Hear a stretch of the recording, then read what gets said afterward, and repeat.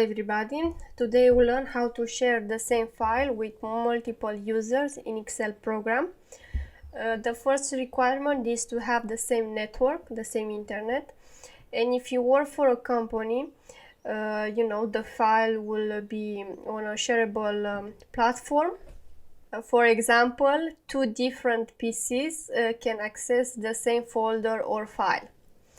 If you are at home and if you don't have a folder shareable, you can check on the link in the description to make a folder shareable between your family, friends, and you can put their photos, projects, whatever you like. First thing, you need to press on Review tab, and like you see here, I don't have the icon shareable workbook, but it's very simple. You need to add on the ribbon.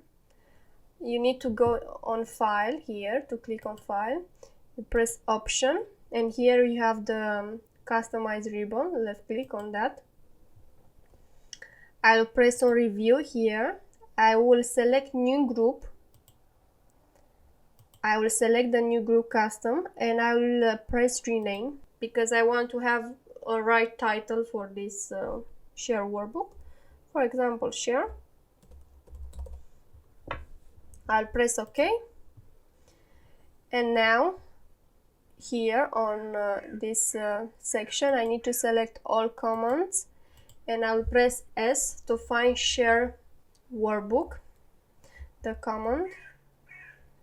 I'll press until I find it. For example, it's here. You need to select again share custom here, and you need to select share workbook here, and very simple, you need to press add. And now on the share custom will appear the share workbook. I will press OK. If I will press again review, you can see here in the right corner the share workbook. I will left click on this one, and you need only to tick this box, and you'll press OK.